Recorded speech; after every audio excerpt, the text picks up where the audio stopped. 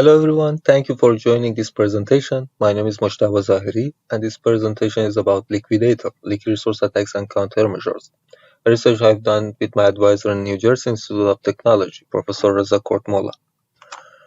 Resource sharing services are popular in today's web. Examples of resources that can be shared in these services are images, videos, audio files, or social media posts. Resource sharing services allow users to upload files and then privately share them with other users, such as their friends, followers, or subscribers, or even make them public. Many of these services rely on cookies for user authentication and authorization. When a request is made to these services from a different website, they are called cross-site, and cookies sent with these cross-site requests are called third-party cookies. The resources shared in sharing services can also be embedded in other websites, in this example an image. Other websites access these resources through cross-site requests. Users usually put some important pieces of information in these services that are privacy sensitive, such as their identity, social circle, location, interests, political affiliation, religion, race, and gender. Users do not want this type of private information to be leaked outside the sharing service. Normally, users would like to keep their personal information private when they are surfing the web and visiting different websites. Also, users tend to avoid real-world consequences for their activities on the web. For example, an anonymous critic of a government wouldn't like her identity to be revealed. Therefore, users are interested in keeping their identity anonymous on the web. In general, this paper is about addressing targeted de-anonymization attacks and privacy leakages in the context of sharing services.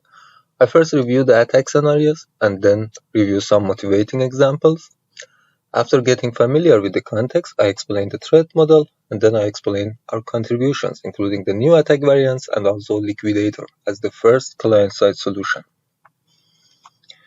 Leaky resources lead to targeted de-anonymization on the web and were introduced first in the context of image sharing services.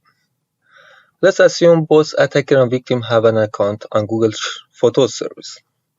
Attacker privately shares an image in Google Photos service with the targeted victim. This image is only accessible to attacker and the victim, and the authorization is checked through cookies. Any attempts by other users to access this image does not succeed because they don't have the appropriate cookies and permissions.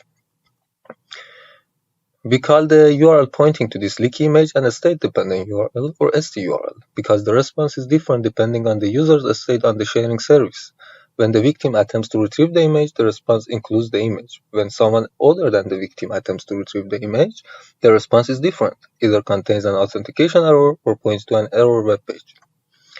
Here I explain the attack setups that leads to targeted de-anonymization, because attackers can learn the identity of the users loading the attacker-controlled web pages. Attacker prepares an attack page in her own website. The attack page embeds an image hosted on an image sharing service, Google Photos service in this example. And here is the targeted user using a personal computer to surf on the internet.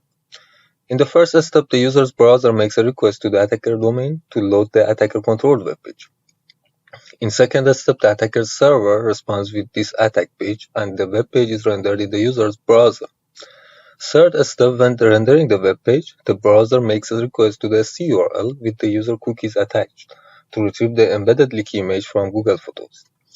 The Google Photos service looks at the request and the cookies, checks to see if the user is authorized to access the image, and then sends a response. If this is the targeted victim, the response contains the shared image, and if not, it will contain an error message. Normally, the result of loading the image is not known to the attacker because the response to a cross-site request is not accessible to the attacker. However, there are known cross-site leaks that allow the attacker to learn the result of loading the image. This difference can be communicated to the attacker servers using a cross-site leak method. Based on this difference, the attacker can learn whether the current user visiting the attack page is the targeted victim, and hence de-anonymize the victim. The methods used to learn these kinds of private information and communicate it to the attacker is called cross-site leak or XS leak. There are two other variants of the attack. First variant efficiently extends the attack from identifying one victim to identifying n victims. The straightforward method to extend the attack is to share n resources with the n victims and embed these resources in the attack page. However, this is not scalable, and there is a clever method to scale the attack to n users by only sharing log of n resources. The bit vector mapping shown in the table is an example on how to use only 2 resources for identifying 3 victims. So we have seen that by sharing log of n resources, we can target up to n users.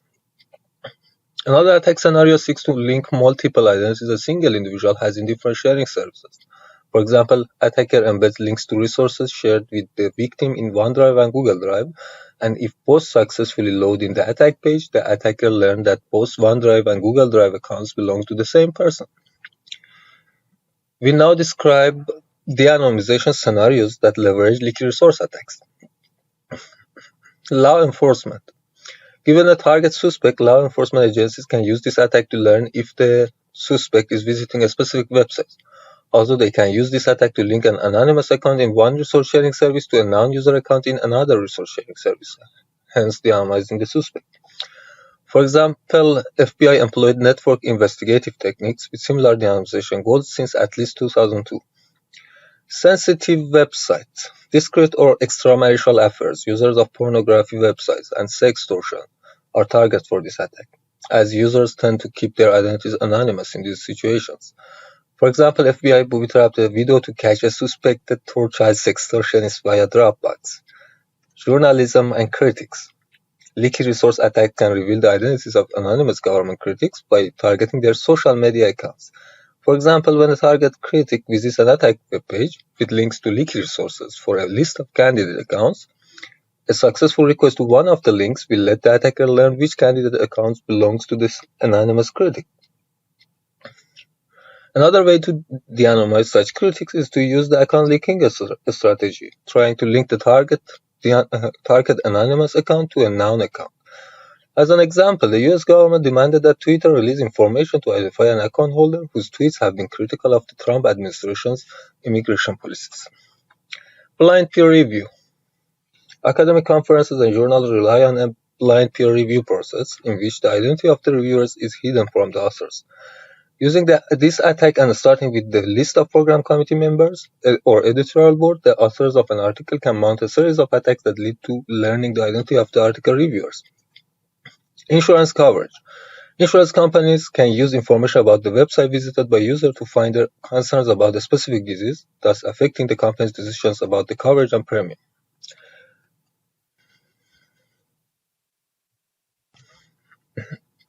In the threat model, we assume the attacker and the victim are users of the same resource sharing service. The resource sharing service allows its users to share resources privately with each other and authenticate users through cookies. The attacker convinces the victim to visit the attack page, which is controlled by the attacker, while the victim is logged into her account with the resource sharing service, which is not controlled by the attacker. The attacker can determine if the victim loaded the resources successfully via a cross-site link. The attack is effective because these requirements can be achieved in multiple ways and are within easy reach of the attacker. For requirement 1, resource sharing services are very popular, so the victim may have an account, although many such services have free membership and the attacker can just create an account. For requirement 2, these are the de facto mechanisms for many resource sharing services. Some popular services, such as Google Drive, even offer the option to not notify the target users when a file is shared with them. Requirement 3 can be achieved in multiple ways, including via phishing emails or via a watering hole approach. It is common for many users to be logged into popular services while surfing the net. Requirement 4 is crucial for the attack and can be achieved via a cross-site link. As explained in prior slides, this attack scenario was first introduced in context of image sharing services. During our experiments, we realized that this attack can be done with other file types as well, such as video files and audio files. Hence, we generically call them leaky resource attacks instead of leaky images. We found 3 new variants of these types of attacks. We show that the attacks can be implemented more reliably by using 2 other HTML tags and so expand the attack to a broader range of browsers and sharing services.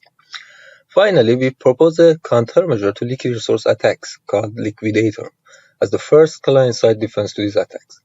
We experimentally showed that the defense introduces a small overhead and minimally impacts the user experience. First, a bit of background.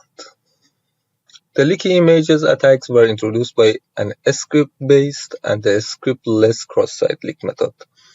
This JavaScript-based method relies on unload and unerror events. When the attack page renders in the browser, it makes a request to the leaky image. If response is successful, the unload event triggers, and the request is made to the attacker server to notify the attacker that this is the targeted victim. If response is not successful, the unerror event triggers, and the attacker server is notified that this is not the targeted victim. However, privacy-conscious users may use tools that completely disable or limit JavaScript in browsers, such as NoScript or Chrome 0 extensions. In this situation, the attacker is limited to a scriptless cross-site leak methods. To perform the attack without using a script, attacker can simulate an if-then-else control flow in pure HTML using object tag fallback. In the example provided in this slide, the author object tag points to the state-dependent URL. If the request to this ST URL fails, the inner object HTML tag will be rendered and notify the attacker that this is not the targeted victim. Otherwise, the attacker will not receive this notification and hence learns that the current user loading the attack page is the targeted victim.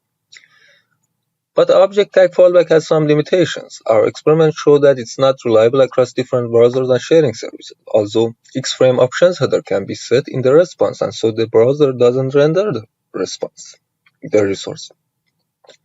The focus of our research is on scriptless methods because they can be used even against privacy-conscious users that limit or disable JavaScript in their browsers. We first examined various HTML tags, and among them we found video and audio HTML tags with similar fallback properties.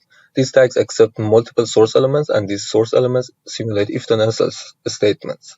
If the request made by first source element is not successful, the second source element will be rendered. These HTML tags are not subject to limitations of object HTML tag. Our experiments reveal that these tags are more reliable across different browsers and resource sharing services, and also are not affected by the X-frame options header. We found 17 popular resource sharing services that are vulnerable to leaky resource attacks. In this table, some of the resource sharing services are anonymized as we are still working with these services to perform responsible disclosures. We have general cloud storage services, photo sharing services, source code management services, web hosting services, and others. E, F, and C in the table represent Edge, Firefox, and Chrome browsers respectively.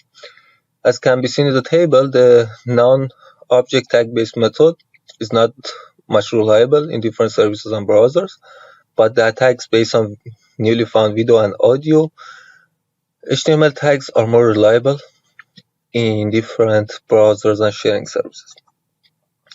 Here is a summary of the results. As can be seen in the summary, more resource sharing services are vulnerable when using audio and video HTML tags compared to using the previously known object tag. Second variant of the attack includes integrators. Integrators of sharing services can add extra features that are not available in the sharing service itself. For example, a website can manage resources from multiple cloud accounts in one place by integrating with multiple cloud services. As another example, an automated software testing or delivery service can integrate with source code hosting services. A common property of integrator services is that they often offer access to the resources shared in the sharing service through different URLs on the integrator's domain. If such URLs exhibit the state-dependent property, we refer to them as mediated URLs. Here is an example where the resource shared in sharing X service can also be accessed through a mediated URL in the integrator service. The issue with mediated URLs is that even if the sharing service itself fixes the leaky resource attacks, the problem may persist through the integrator services because they may not follow the same security practices. During our experiments, we were able to find mediated URLs in Buddy, which is a continuous integration system for software development, integrating with GitLab, GitHub, and Bitbucket services. In the third variant, we show how it's possible to perform the attack without even the victim interacting with the attack page. The attacker's goal is to link two account IDs. In the example in this slide, one for Google Drive and one for Slack. If the attacker knows the real identity behind one of these IDs, she can then dynamize the other account ID.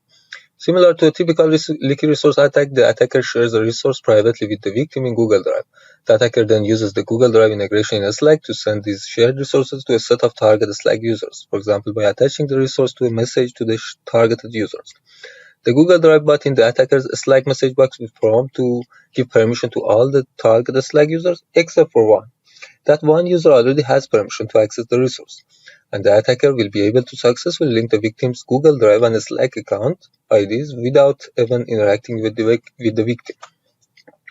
After introducing these three new variants, we perform responsible disclosure to affected services, and the responses are categorized in two groups.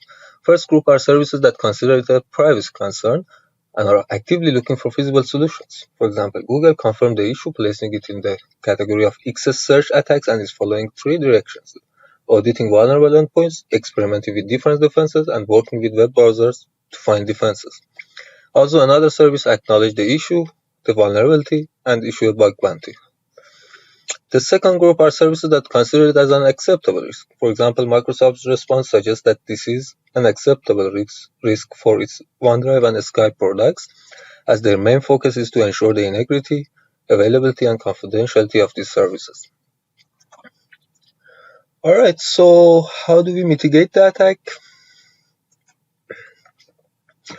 A defense against leaky resource attacks should have these three security objectives: prevent leaky resource attacks, allow end users to control their privacy level, and limit the impact on existing web functionality. For example, it should be compatible with services that may serve legitimate purposes such as tracking, analytic, advertisement, and single sign-on. We propose Leakuidator. It's the first client-side defense that can be deployed right away without buying from browser vendors and website owners. The defense applies a set of steps to each request made by the browser when loading a web page. First, the defense identifies a request as potentially suspicious if the request contains cookies and is cross-origin. The next step is to remove the cookies from the request and send a modified request. The response to this request will be rendered by the browser in the web page. The defense then makes a second request identical to the first request, this time with the cookies. The response to these two requests are compared, and if any observable differences are detected, the request is deemed dangerous.